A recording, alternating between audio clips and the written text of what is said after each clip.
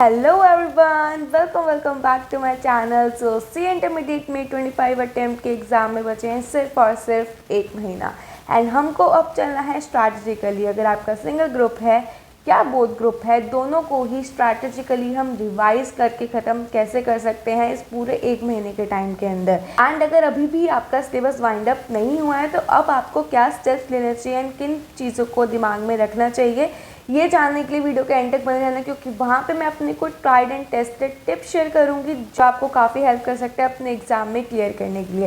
क्योंकि देखो CA exam से यहाँ पे पासिंग परसेंटेज आपकी कितनी आई है उससे ज़्यादा मैटर करता है कि आपके रिजल्ट में सक्सेसफुल लिखा है या फिर अनसक्सेसफुल लिखा है। उसके लिए हमको चाहिए इंडिविजुअल के लिए 40 मार्क्स एंड हमारा एग्रीगेट 150 मार्क्स का। सो उसके लिए हमको मेहनत करनी है सबसे पहले। सो उसी के हिसाब से हम स्ट्रैटेजी देखेंगे। सो अगर आप किसी भी सिंगल ग्रुप के लिए अपेयर हो रहे हो, बात करो ग्रुप 1 की, सो आपको इस तरीके से फॉलो करना है अपना पूरा स्केड्यूल। मैंने डेट वाइज आपको स्केड्यूल बताया है एंड मेरी हमेशा ही स्ट्रैटेजी रहती है कि मैं एक टाइम पे 2 सब्जेक्ट्स को करते हुए चलूँ। इससे एक तो टाइम भी सेव होता है एंड माइंड को एक रिफ्रेशिंग टाइम पे मिलता है कि मैं अगर प्रैक्टिकल सब्जेक्ट करती है अभी अकाउंट्स का, तो अब मेरा माइंड रिलैक्स चाहता है। उस रिलैक्सेशन टाइम पे मैं थ्योरी सब्जेक्ट करूँगी जो कि होगा मेरा लॉ का। And same for DT and GST. DT is for practical subject and GST theory.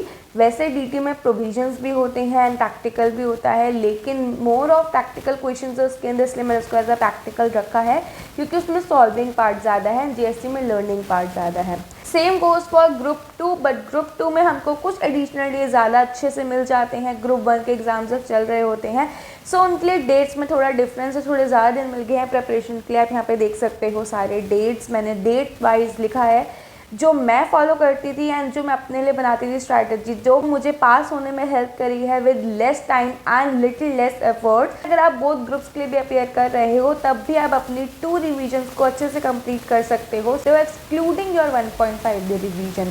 सो अभी भी आप ग्रुप 2 की 2 रिविजन्स कैसे कंप्लीट कर सकते हो उसका पूरा स्केड्यूल यहाँ पे मैं दे रही हूँ। इसको आप स्क्रीनशॉट ले सकते हो या फिर अपनी किसी डायरी में या फिर पेपर पे लिख के अपने सामने चिपका सकते हो।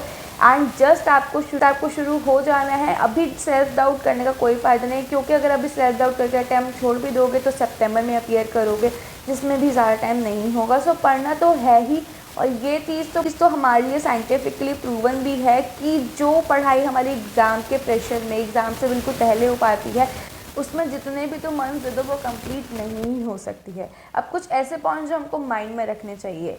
हम जब फर्स्ट रिवीजन कर रहे होंगे, यानी कि जो मैंने फर्स्ट ब्लॉग बनाया है उसमें आपको अपनी आरटीपी भी साथ में सॉल्व करनी है, क्योंकि आरटीपी से क्वेश्चंस कभी कभार रिपीट हो जाते हैं जो न्यू क्वेश्चंस होते हैं। साथ ही साथ मॉक टेस्ट आपको सॉल्व करना है। अभी नहीं है टाइम, आई अंडरस्टैंड। यूट्यूब पे टीचर्स अपलोड करते हैं मॉक टेस्ट, जस्ट आपको लिखना है MTP1 में 2025 इंटरमीडिएट अटेम्प्ट, आपको मिल जाएगा आरटीपी एंड आपको आरटीपी वीडियो तो कम से कम देख ही लेने की, कोई भी नया क्वेश्चन हो तो आप उसको टैकल कर पाओ। साथ ही साथ यहाँ पे आपको रिवर्स स्ट्रैटेजी लगानी है। अगर आपकी पढ़ाई नहीं हो पा रही, तो समझ नहीं आ रहा मैंने क्या पढ़ लिया, क्या रह गया है, तो फिर आप बैक क्वेश्चन से स्टार्ट करो। मॉड्यूल के बैक क्वेश्चंस पे जाओ, जो कॉन्सेप्ट आपको समझ नहीं आ रहा उसके बाद उसको पढ़ो। एंड आरटीपीज एंड एमटीपीज को जब आप देखोगे डायरेक्ट क्वेश्चन से, तो आपको पता लगेगा कि आपका कौन सा कॉन्सेप्ट यहाँ पे वीक चल रहा है। एक और बहुत अच्छी चीज़ आप कर सकते हो वो है मैराथन लेक्चर्स को फॉलो करना। जो मैराथन लेक्चर्स मैंने फॉलो करे थे उनकी मैं वीडियो बना चुकी हूँ, उसको आप आई बटन पे मिल जाएगी या फिर मैं डिस्क्रिप्शन बॉक्स में भी डाल दूँगी, तो उसको आप चेकआउट कर सकते हो। And the most important thing, attempt skip करने की बिल्कुल भी नहीं सोचनी है। जस्ट गो, एक मॉक टेस्ट की तरह अपीयर करके आओगे, बिल्कुल ही नहीं आता है। बाय लक, अगर आपका लक अच्छा हुआ उस टाइम पे, क्योंकि मिरेकल्स डू हैपन, ये मैं हमेशा बोलती हूँ। मेरे साथ फाउंडेशन में .40 मार्क्स आए थे मेरे फाउंडेशन में, एंड इवन मेरे काफ़ी फ्रेंड्स भी जिनके .150 मार्क्स आए हैं सीए इंटरमीडिएट में। So don't ever skip the attempt, क्योंकि यू नेवर नो कब ऐसे का मन करे एंड वो थोड़ा सा easy paper they they and आपके अटेम्प्ट में मुश्किल आने वाला हो।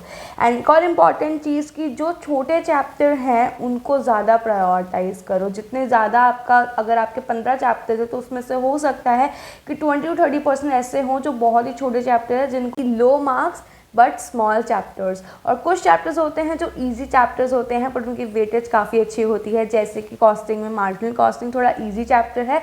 As compare to standard costing, क्योंकि स्टैंडर्ड कॉस्टिंग थोड़ा डिफिकल्ट जाता है काफ़ी लोगों को, इवन मेरे को भी सबसे बुरा वही लगता था।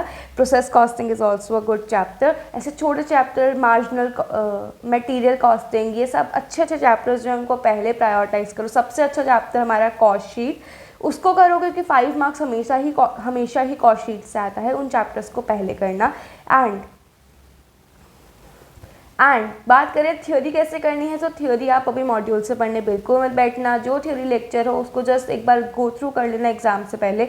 जो माइंड में रहा ठीक है, नहीं रहा कोई इशू नहीं है। बाकी आई होप ये वीडियो आपके लिए हेल्पफुल है एंड ये स्ट्रैटेजीज आप अप्लाई भी करने वाले हो। Feel free to modify any changes. जो सब्जेक्ट आपको वीक लगता है उसको आप ज़्यादा दिन दे सकते हो। एंड ट्राई करना, अगर बोथ ग्रुप के लिए चाह रहे हो तो एक ग्रुप को प्रायोरिटाइज करो कि एक ग्रुप आपका ज़्यादा अच्छा रहे, क्योंकि आपको सेट ऑफ बेनिफिट उससे अच्छा मिल सकता है। दूसरी चीज़, अगर सिंगल ग्रुप के लिए भी जा रहे हो या बोथ ग्रुप किसी के लिए भी जा रहे हो तो एक ग्रुप में अपने 2 सब्जेक्ट को ज़्यादा बेटर रखना, अगेन फॉर द एग्रीगेट। कि जैसे फॉर एग्जांपल ग्रुप 1 में मेरा टैक्सेशन इतना अच्छा नहीं है तो मैं अकाउंट्स एंड लॉ को थोड़ा इस हिसाब से इतना अच्छा करूं कि वो मुझको एग्रीगेट में हेल्प कर दें। लाइक 55 अगर उनसे एक्सपेक्ट कर लूँ तो 40 मैं टैक्सेशन से एक्सपेक्ट कर लूँ कि डॉट 40 मुझे उसके अंदर मिल जाए। तो इस हिसाब से हम एग्रीगेट के लिए हेल्प ले सकते हैं अपने बाकी स्ट्रॉन्गर सब्जेक्ट्स के साथ। स्ट्रॉन्गर सब्जेक्ट्स के साथ बाकी एग्ज़ाम हॉल में कोई भी एक्सपेक्टेशन लेके मत जाना। जस्ट भगवान पे सब कुछ छोड़ देना। जो आपने एग्ज़ाम से पहले पढ़ा होगा या जो एग्ज़ाम से आप 1 महीने पहले पढ़ रहे हो वही पेपर में आने वाला है एंड आप बहुत अच्छा पेपर देने वाले हो। पेपर देने से पहले ये सोचो कि मुझे सब आता है, पेपर में सब कर सकती हूँ, एंड पेपर देने के बाद उसको भूल जाओ एंड नेक्स्ट पेपर के लिए फिर वो सेम ही सोचो। बाकी आगे 1.5 स्ट्रैटेजीज में मैं लेकर आऊँगी। अभी आई होप आप इस स्ट्रैटेजी को फॉलो करोगे एंड अपने एग्जाम्स में बहुत अच्छा स्कोर करोगे। मिलते हैं बहुत जल्द नेक्स्ट वीडियो में, तब तक के लिए take care of yourself, take care of your family and bye bye.